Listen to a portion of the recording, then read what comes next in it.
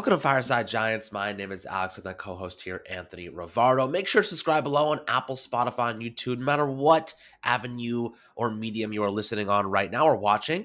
But today we want to talk about the MVPs on both the offense and defense at the bye week. Of course, the Giants have not been a very good team, so coining any of them MVPs of this team is really tough to get by. But we do want to name a couple of guys. Anthony and I have different players in mind regarding the players that we think should be, I guess the most valuable for the Giants thus far in the season on offense and defense. Before we do so, Anthony, how you doing today, my friend?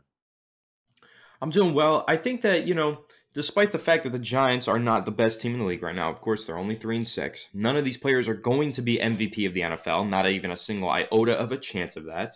But when we're talking about the Giants, they have contributed 3 wins to their stat sheet.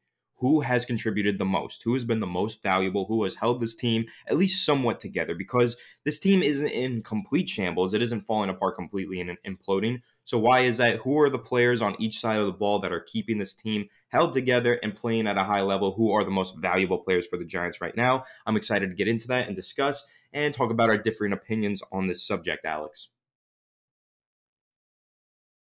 And they will be differing, right? We have different players in mind. But I will say that the players that we do, have individually picked are good players. They've had individual standout performances this year. And my choice, we'll start with defense. My choice is a little bit more consistent this year. He's really shown up.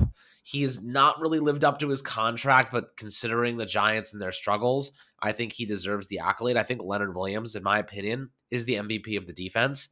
Now, some may disagree with me, and that's totally fine because there are a couple players that you could say might take that spot. Maybe Azeez Ojulari or Anthony's selection. You'll hear his in a bit. But so far this year, Leonard Williams has looked pretty good, right? He has 5.5 sacks, and if you look at PFF, he has 7 sacks, but they really grade like if you're around in the area. They give you that number. But so he has 5.5 sacks. He has 50 combined tackles. He's going to break that mark. He's going to shatter his personal record for combined tackles this year and probably solo tackles as well, 18 solo tackles. He has 32 assists. So he's been around the ball carrier a lot. He's been really helping out in the run game. But he only has 4 tackles for a loss, which will be far less than the 2020 statistics, and then 10 quarterback hits. But he's on pace for another double-digit sack season, which is exactly what the Giants brought him here to do, is to get after the quarterback. His tackling, he's missed a couple tackles this year, 7% missed tackle rate. Not terrible, only missed 3. But his pass rush this year has been pretty good. I've been pretty content with how solid he's been in terms of hurries. He's attributed 20 hurries this year. He had 31 last year. But his quarterback hits has taken a big hit, right? He's only 5 this year and had 18 last year. Altogether, he's gotten to the quarterback the last 3 games. The Giants have been playing really, really well on defense, holding their opponents to 20 points or fewer. He's been a force, right? He's been a big factor in making up the lack of pass rush from the outside linebackers. We've really had not much production there, aside from, last game, of course, Azeez Ojulari and Quincy Roche had a pretty decent performance. Some big moments. I wouldn't say altogether they were amazing, but they had some big moments. Leonard Williams has done a great job really coming in and supplementing that and helping to generate some pass rush from the interior. He's certainly being paid to do so. I will say I think he's probably been one of their best players, if not their best player on the defensive unit based on his consistency. But Anthony, I know you have a different player in mind, but what is your initial impression of Leonard Williams this season? Is he living up to the contract he got? All credit in the world to Leonard Williams. I think that's a good selection for MVP. I think Leonard Williams has had a good year. I've been saying that. I've been having the unpopular opinion on that. There's been games where people are like, where was Leonard Williams? He was non-existent. And I've disagreed with that. I thought that he was in the backfield getting pressures. You don't just have to get sacks to be a good pass rusher or a good player. Okay, he is pressuring the quarterback, getting QB hits, and disrupting plays in ways that might not show up in the stat sheet necessarily, right? So I've been impressed with the way Leonard Williams is playing this year, and I think that he is very valuable to the defense and their success. However, I just think there's another player that's broken out this season that seems a little bit more valuable in my opinion, and that is Xavier McKinney. Now, he is, I believe, 4th or 5th on the team in combined tackles. So he's doing his part in the running game, but also, you guys know it, 4 interceptions, leads the team, 7 passes defended. He has been a ball hawk. And when you go by positional value, you got interior defensive line or safety. I know those are 2 positions that people say neither one of them is all that valuable, but when you do have an elite safety, like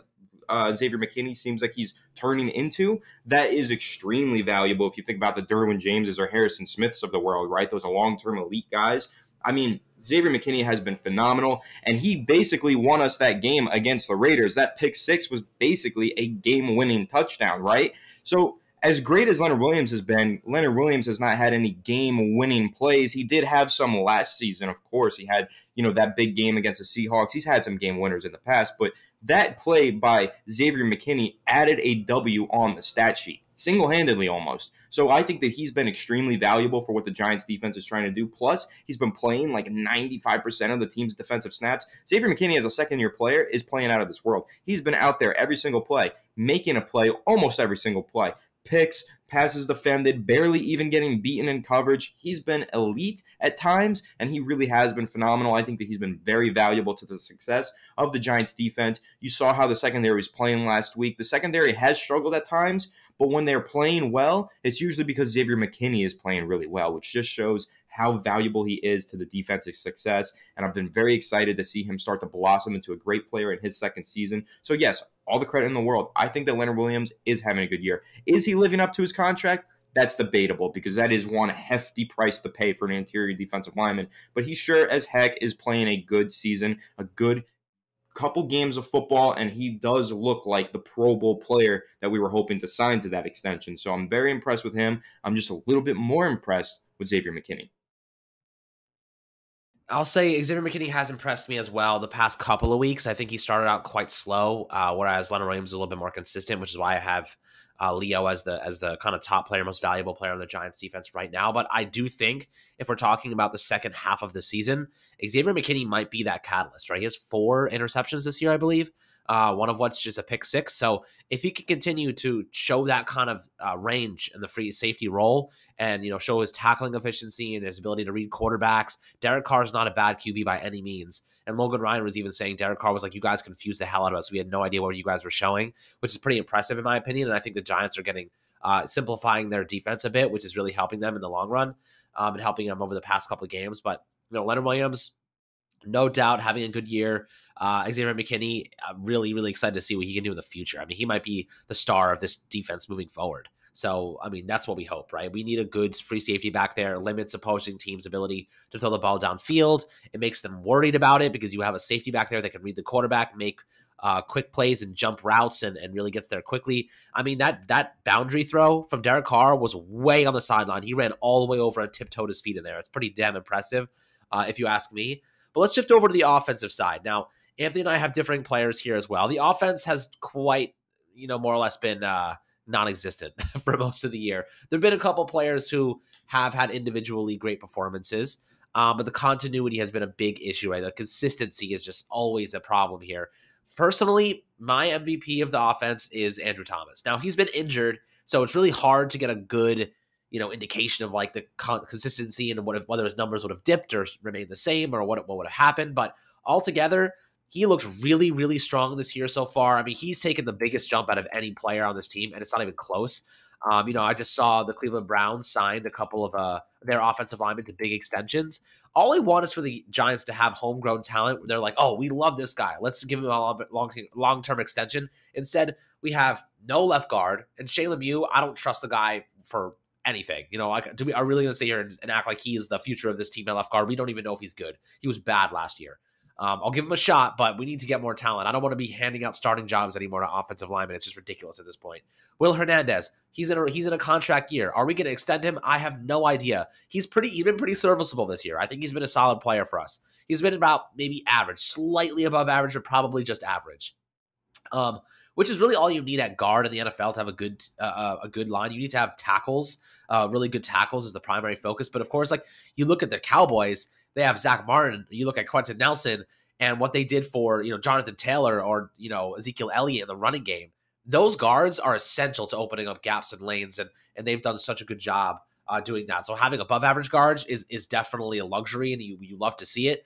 The Giants just haven't had good luck drafting. The only one that they have hit on, so it seems, is Andrew Thomas. And of course, I would say Nick Gates, but he's undrafted. So and he's injured right now, so it's hard to say what he would have done moving over to left guard this year. But Andrew Thomas, in my opinion, has been a stud. If you're looking at his blocking grades, 70 overall offensive grades, 76.4 pass blocking grades. Run blocking needs to improve a bit. He hasn't given up a sack this year. He's given up 2 QB hits, 5 hurries, and 7 total pressures on 201 pass blocking snaps. In my opinion, that's pretty damn impressive for a second-year tackle who's battling through a couple injuries. Problem is, like, we don't need another injury-prone left tackle. We need these guys to stay healthy, whether it's the MetLife turf, whether it's the injury bug, whether it's Dave Gettleman's bad omen. We need to get over this injury bug now, because otherwise it's going to continue to bite us in the butt. Need to establish the offensive line, Anthony. Who is your MVP for the offense, going into post-bye week? Yeah, I think that Andrew Thomas is a great selection here. Only criticism is that he has been injured and he's missed a few games. So as valuable as he's been when he's on the field, that might be why he's our MVP, right? Because when he's not on the field, we really feel the effects of him not being on the field. And we see how much value he really does provide to this team as a pass protector, run blocker, and doing everything from that left tackle position, protecting Daniel Jones's blind side, and just being by far our best offensive lineman in his second season. But for me, my offensive MVP, this might be a kind of hot take. It's Daniel Jones. I think that Daniel Jones has kind of kept this offense alive throughout the season. Not that this offense is alive and well and thriving, but it's staying afloat. And to me, it's because Daniel Jones has really done a lot to keep this offense afloat. Now, I understand his stats are not that impressive. I'm going to pull them up and spit them out to you. So I know that his touchdown to interception ratio, not the best, okay? 8-5. 8 touchdowns, 5 interceptions. He's been sacked 19 times. He only has 2,059 yards with a 65% completion percentage. But that 2,059 yards plus the 258 yards that he's attributed on the ground plus 2 rushing touchdowns to give him 10 total touchdowns on the year, that's doing a lot more for this offense than anyone else, especially when you consider how he hasn't had Andrew Thomas for a few games and how he's had a terrible offensive line protecting him for all of these games. He has more or less put the team on his back at times. You think about that New Orleans game, they're not winning that game if Daniel Jones doesn't go out there and play like the NFC Player of the Week, right? He balled out in that game, and he has balled out in certain instances, and he's had some games where maybe he wasn't the best, but there are so many confounding variables. There's so many injuries at the receiver position, so many injuries on the offensive line, terrible play calling. He's having to play with all of these confounding variables, put them together, and just make the most of it. And in my opinion, he has. He has made the most of it, and he's made the most of it better than a lot of quarterbacks would. So in my opinion, he has, in a way, carried this offense to find the little bits and pieces of success that they have. So for me, he is our offensive MVP. I am impressed with him in his third season. Not saying he broke out and became a franchise quarterback this year, but I'm saying that he has kept this offense afloat, getting it done through the air and on the ground. He was our leading rusher for, I think, the first 5 or 6 weeks of the season until Devontae Booker started to get going. So you really look at what Daniel Jones has been able to do this year with everything around him, so many bad situations around him, but he's making the most of it, keeping the offense afloat, and that's why he's my offensive MVP so far. Yeah, I mean, I think that you make a solid argument. I think that DJ definitely has that. The thing that sucks about this year is mainly that Daniel Jones has shown progression in categories that we have said are weaknesses. Just the statistics aren't there because of the pieces around him. Of course, we've talked about the offensive line, dead last in pass blocking, dead last. Run blocking was 25th, I believe, leading up to last week. It probably is a little bit better now. The Giants had a pretty good game against the Raiders, who have a bottom 5 run defense. But I'll tell you what, man, Daniel Jones, he's shown me that he's gotten better with ball security. I know that fumble last week definitely didn't help, but he's gotten better with his ball security, his decision making. He's gotten better with throwing interceptions. I mean, he didn't throw an interception, like a legitimate interception, until I think the Rams game. The only other one he had was that Hail Mary. So when you're talking about DJ, he got rid of a lot of his weaknesses. He improved there. I think we would have seen a totally different quarterback if you had Josh Allen last year and gave Daniel Jones his offensive line, gave him his playmakers. I'm not saying we would have seen a replica of Josh Allen's statistics, but I think we would have seen far better than what we've seen so far this season. And we would be pretty convinced right now that DJ has a future with this team. I'm going to stick with my guns here because I really do have faith in Daniel Jones. He has it all. Like, he has the running ability. He has the ability to throw downfield. And I looked up an interesting stat today. Daniel Jones has thrown 20-plus yards downfield on just 7.4% of his throws this year, his attempts. For comparison's sake, Matthew Stafford is at 11.2%, right? So that's almost 50% increase. And they have one of the most potent offenses in the league with the Rams. So, when you're looking at it, you have a better offensive line. You can throw downfield more. Daniel Jones has the accuracy. He was only able to throw downfield once last week. And don't give me the crap that he didn't do it, right? The offensive line was collapsing instantly. All of his throws were either behind the line of scrimmage on screen passes or within 0 to 5 yards. All of them. Pretty much, I think 90% of them were in that range. The one throw he had downfield was a touchdown. And I think Jason Garrett definitely has a play in that as well. I'm going to jump in on that and say Jason Garrett absolutely does have a play in that. And I do have one idea on how the Giants could kind of resurrect the deep passing game, okay? So you just mentioned 7% of his throws have gone 20-plus yards, which is a very low number, probably one of the lowest in the NFL. I could definitely fact check that, but I will point this out. We have another guy on the coaching staff that could fix that because he's much better at dialing up vertical passing concepts. Let's go over to 2019 Baker Mayfield. How many of his deep passes do you think went 20-plus yards? 14.2%. So that's almost double the percentage of deep throws on the season from Baker Mayfield. And who was his offensive coordinator that year? None other than Freddie Kitchens, the Giants' senior offensive assistant. He could absolutely take over play calling and fix this. Even in 2018, Baker Mayfield's rookie year, 14.8% of his passes were 20-plus yards downfield when, again, Freddie Kitchens took over as offensive coordinator in week 8 of that season. So when you're talking about this offense being extremely conservative and you're going to say Daniel Jones is extremely conservative, I'm not so sure about that. It seems to be an offensive coordinator thing because it seems like Freddie Kitchens knows how to dial up deep shots, and it seems like Daniel Jones is very accurate throwing the ball deep and very willing to do so when he's afforded the opportunity. Granted, offensive line has not given the Giants many chances to sit in a comfortable pocket and throw some deep balls. But if you recall, back in 2019, Baker Mayfield hit on some deep shots because what would Freddie Kitchen do? He would have him roll left and then have a deep crosser over the middle. So there is no offensive line involved with that when you're doing a play action rollout and then you're just waiting for a guy to get to the left sideline and bomb it deep. That is something that the Giants could do if they want to roll Daniel Jones to his right sideline, whatever. You can do some PA rollouts with some deep crossers and some deep shots with built-in checkdowns so that you avert some of that risk and you can make some plays. But the Giants don't really choose to do any of that. They don't dial up any of these deep plays, and they don't even dial up deep plays where the offensive line isn't even a factor via rollouts or play action. They just don't like to throw deep plays, and I think that is an indictment of the offensive scheme and Jason Garrett at large. So, Freddie Kitchens, let me know when you are ready to assume the play calling duties because the Giants fans, we are ready for you. We are, man. I can't watch another fade route in the end zone to no avail and no receiver even close to it. I just can't do it anymore. The red zone offense under Jason Garrett has been one of the worst I've ever seen, and it's not even close. Like the worst I've ever seen. The guy's living in the early 2000s still. I don't get it, and I don't really get why they still commit to him. You know what I mean? Like the offense. When we're talking about a team that's scoring below 20 points every single game, I think they were averaging 19.5 before the Raiders game. They might be averaging 20 right now. There's no way you bring in Freddie Kitchens to call the plays and it gets any worse. You know what I mean? Like it's hard to get as bad as the Giants right now on offense because the league is like on fire with offense, right? Like everyone's scoring a ton of points. Everyone's throwing it downfield. They're getting creative with their play calling. I mean, even for Christ's sake, even the Jets are doing well on offense with Mike White, their backup quarterback. You know what I mean? Like we're talking about the Jets. And they have arguably the same amount of injuries, if not more than we do at some positions, right? Their offensive line is cheddar. Zach Wilson is injured. Corey Davis is out. You know, like we're talking about a team that is doing better on offense than the Giants. And we have Daniel Jones. We have Kadarius Toney. We have Kenny Galladay. You know, we have good players. And like we are still not putting together points and productive drives. So, Anthony, I like your ideas. I like the play action concept. I like the crossers. Anything you can do to buy your quarterback a little bit more time would be useful. There are ways to do that. The Giants just don't do it. You know, max protect, do some unique things.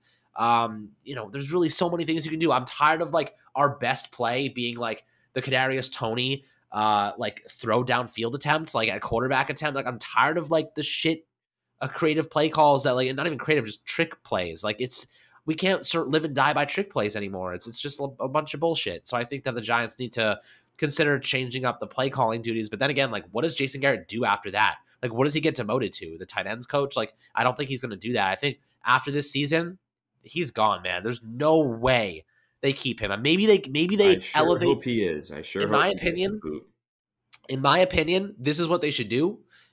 They should, well, unless the new GM comes in, but I think it really comes down to I think that Joe Judge is here for another year for sure. But if a new GM comes in, here's what I think they should do. And they don't overhaul some of the coaches. I think they take Freddie Kitchens, they make him the offensive coordinator, but they keep the jargon the same. They keep the verbiage, they keep the offensive lingo the same, but they start to incorporate more plays that are Freddie Kitchens plays, and more different route concepts and stuff like that. But they keep the offense lingo the same, because I know that it's kind of difficult for quarterbacks to come in and out of different systems like that. It takes a year or two sometimes if you're not Tom Brady. So I think that might be a good way to avoid a complete overhaul of the scheme. But do you think, like, if a new GM comes in here, are we expecting a full clean sweep? Are we expecting Joe Judge to stay? Or are we expecting, what do you think? Time will tell. I think it's going to be important to see how the Giants finish the season. But right now, I'm leaning towards Joe Judge is going to stay. But I do think there will be adjustments made to the coaching staff. I mean, the offense has not gone over 30 points since the start of last season. Clear indictment of Jason Garrett and the failure to get things going offensively. So I do think a new GM, even if they come in and they keep Joe Judge, I think they might come in and say, hey, you got to make some changes to this offensive coaching staff. Jason Garrett does not have the public opinion, and he does not have the success or the results to justify keeping him around. So I'm going to make sure that we find a new offensive coordinator to pair with our quarterback and get things going, because I don't think any GM wants to inherit Jason Garrett. They might want to inherit Joe Judge. Young head coach, can definitely be collaborative. We've seen him be collaborative. They might want to inherit that. Plus, he's kept the locker room. But Jason Garrett, I don't know if they want to inherit that guy who just has completely failed to yield any results with this Giants offense. Yeah, agreed. But guys, I hope you enjoyed this episode talking about some MVPs of the defense and offense. Of course, mine was Leonard Williams and Andrew Thomas, and Anthony had Daniel Jones and Xavier McKinney. But make sure to subscribe below on Apple, Spotify, and YouTube. Enjoy the rest of your week. We got you covered. I'll maybe do some film reviews in a couple days. We got a week and a half really, so we're chilling. I'm gonna start breaking down the film and putting together some good clips. Maybe we'll do a little like reaction and review of the best ones that I find. But more or less, hope you guys enjoyed the episode, and we'll catch you guys in the next one.